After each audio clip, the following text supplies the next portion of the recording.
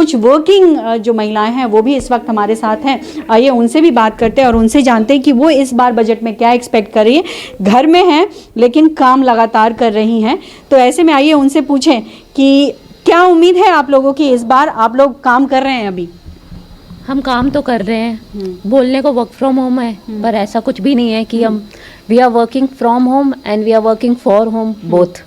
तो कहीं हमें ऐसा भी नहीं है कि हम आराम कर रहे हैं। कहने को ऐसा कह दिया जाता है कि अरे वर्क फ्रॉम होम है, क्या ही काम होगा, पर एक्चुअली डबल काम है, क्योंकि हमें घर के लिए भी काम करना पड़ रहा है और हमें घर से भी काम करना पड़ रहा है। तो बेस्ट एग्जांपल इसलिए मैं कहूँगी कि देखिए महिलाओं के लिए बहुत चैलेंजिंग रोल होता है और इसीलिए शायद महिलाओं को हम कहते हैं कि घर को चला रही हैं महिलाएं, तो होम मिनिस्ट्री एक तरीके से इनके पास होती है और ख़ास करके अगर वर्किंग है तो आपको डबल रोल निभाना पड़ता है। तो इस बार आप क्या चाहती हैं सरकार क्या फ़ायदा आपको पहुँचाए?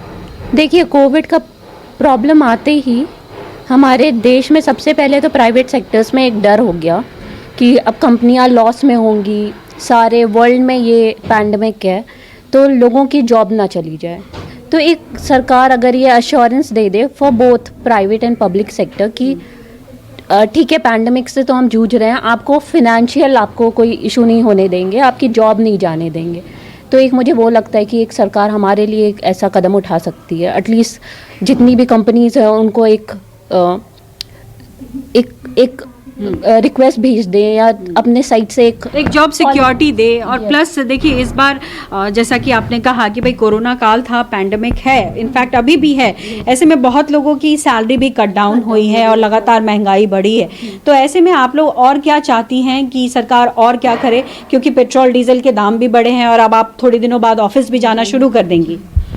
ऑफ कोर्स ये तो हमेशा से हमारा एक कंसर्न रहा है कि पेट्रोल डीजल जिस हिसाब से बढ़ता चला जा रहा है, एटलीस्ट उसमें एक कहीं तो कंट्रोल ला के दे सरकार, कहीं तो हमारी सब्सिडी हेल्प करे। पर वही सरकार से यही रिक्वेस्ट है, एटलीस्ट पेट्रोल डीजल में तो कम से कम रोक लगाए या जो भी वर्किंग लेडीज़ हैं उनको कुछ तो बेनिफिट्स दे कि उनको उसको उसमें टैक्स बेनिफिट दे सकती है अपने साइड से। बिल्कुल, ताकि थोड़ा मेंटल पीस आए। ऐसे ही प्रेशर में है और उसके अलावा इस तरीके से अगर लगातार महंगाई बढ़ती रही और सरकार ने रियायत नहीं दी तो क्या होगा। अगर सरकार ने रियायत नहीं दिया तो जो मेंटल स्ट्रेस है इस वक्त आप लोगों का वो किस तरीके का होगा? मेंटल स्ट्रेस तो बहुत ज़्यादा है। हम लोग घर का भी काम कर रहे हैं, ऑफिस का भी कर रहे हैं, इतना मेंटल स्ट्रेस है, ऊपर से महंगाई इतनी ज़्यादा है। तो अब हमें समझ में नहीं आता हम कैसे मैनेज करें अपनी चीज़ों को। बच्चों की फ़ीस बहुत ज़्यादा है, बच्चों की फ़ीस कोरोना टाइम पे भी बस ट्यूशन फ़ीस ही माफ़ हुई है, जो कि ट्यूशन फ़ीस ही है लग रही है, लेकिन ट्यूशन फ़ीस ही मेन फ़ीस है अगर आप देखा जाए तो ये बहुत है। इसमें बहुत मुश्किल हो रही है हम लोगों को। टैक्स बेनिफिट चाहती हैं? टैक्स बेनिफिट चाहते हैं हम, ऑब्वियसली हम चाहते हैं कि भाई अब अगर हम नौकरी कर रहे हैं, हम टैक्स दे रहे हैं, एक तो हमें कुछ एक्स्ट्रा बेनिफिट भी मिले ताकि हम थोड़ा और एनकरेज हों भाई काम करने के लिए। महिलाएं वैसे ही बहुत मुश्किल से काम कर पाती हैं ऑफिस का, तो हमें लगता है कि जैसे बच्चों के एडमिशन के लिए एक स्पेशल वो आपको प्रिविलेज मिले कि आप कुछ बेनिफिट मिले, रेलवे में सीट रिजर्वेशन के बेनिफिट मिले, कुछ ऐसे बेनिफिट मिलेंगे तो वुमेन भी एनकरेज होंगी ज़्यादा से ज़्यादा काम करने के लिए। बिल्कुल। तो देखिए बहुत सारी चर्चाएं यहाँ पर हुई हैं और सरकार से प्रोत्साहन इसी के ज़रिए चाहती हैं कि एक छोटी छोटी चीज़ें हैं उनको सरकार कंट्रोल में लाए।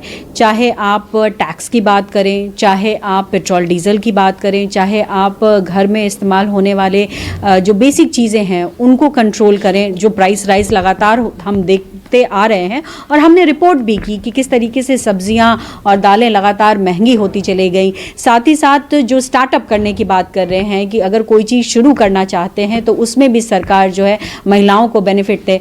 तो ऐसे में बहुत सारी उम्मीदें सरकार से जुड़ी हुई हैं, हर साल जुड़ी रहती हैं। अब इंतज़ार करना होगा कि सरकार आखिर में महिलाओं को क्या गिफ्ट देती है, क्या अच्छी खबर महिलाओं के लिए सुनाती हैं, इंतज़ार ज़रूर है। लेकिन अब समय ये है कि इस वक्त जो है हालात बहुत ख़राब हैं, क्योंकि कोरोना की वजह से लगातार बीते साल में इकॉनमी भारत सरकार की जो है पूरे विश्व की बहुत ख़राब रही है। ऐसे में देखना होगा कि सरकार किस तरीके से और किन को बेनिफिट पहुंचाती है। कैमरा पर्सन दीपक शर्मा के साथ पल्लवी झा, दिल्ली, न्यूज़ 24।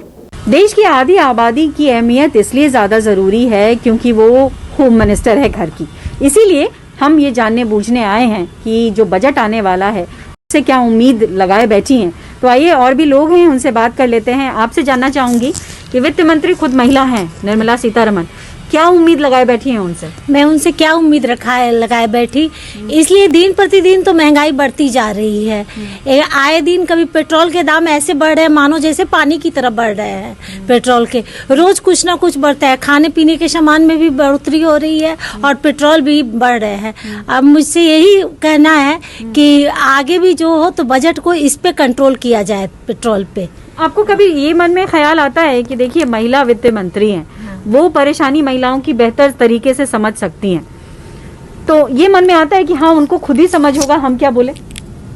आपको लगता है? मुझे तो लगता है कि वो उनको पता होगा महिला के ऊपर क्या बीत रही है। बिल्कुल, तो उनको तो होना ही चाहिए, हम लोग के लिए सोचना चाहिए।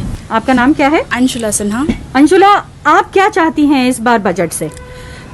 देखिए, आने वाले साल में हमारे पढ़ाई ख़त्म होगा और हमें होगी जॉब की तलाश। इस साल कोरोना की वजह से काफ़ी लोग जो डिज़र्विंग लोग हैं उन्हें भी जॉब्स नहीं मिल पाई हैं। सो इस चीज़ से हमें डर लग जाता है कि मतलब हमारे साथ क्या होगा।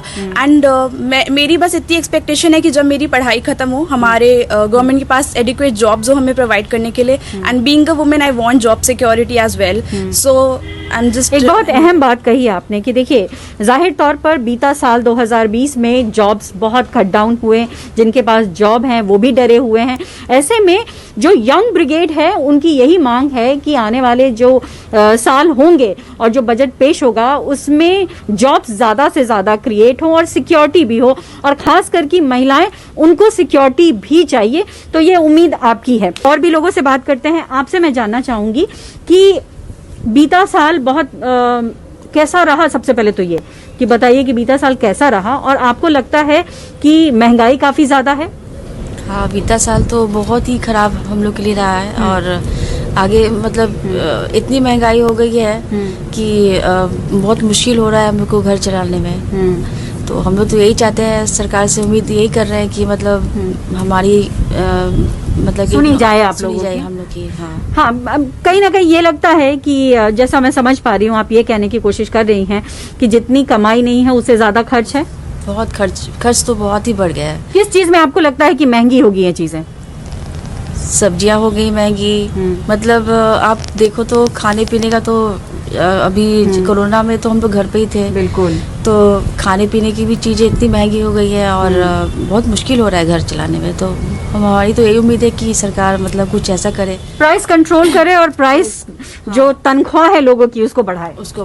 चलिए, देखिए जब भी इन सब चीज़ों के दाम बढ़ते हैं उसका प्रभाव बाकी चीज़ों पे पड़ता है। यानी अगर ट्रांसपोर्टेशन का खर्चा बढ़ेगा तो जो साग सब्जियां बाहर से आती हैं, दालें आते हैं, उन पर महंगाई दिखाई पड़ेगी और वो हम महसूस भी कर रहे हैं, देख भी रहे हैं। और जो गृहिणियां हैं वो यही कह रही हैं कि देखिए खुद वित्त मंत्री महिला हैं, वो समझती हैं कि घर चलाना कितना मुश्किल होता है और कितना मुश्किल हो रहा है।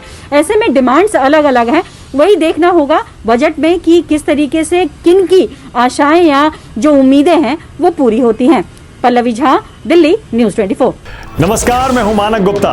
अगर आपको हमारा ये वीडियो पसंद आया हो तो इसे लाइक और शेयर जरूर करें, और हाँ, हमें सब्सक्राइब और फॉलो करना ना भूलें ताकि आप देश और दुनिया की कोई खबर मिस ना करें। तो जुड़े रहिए हमारे साथ और देखते रहिए न्यूज़ 24।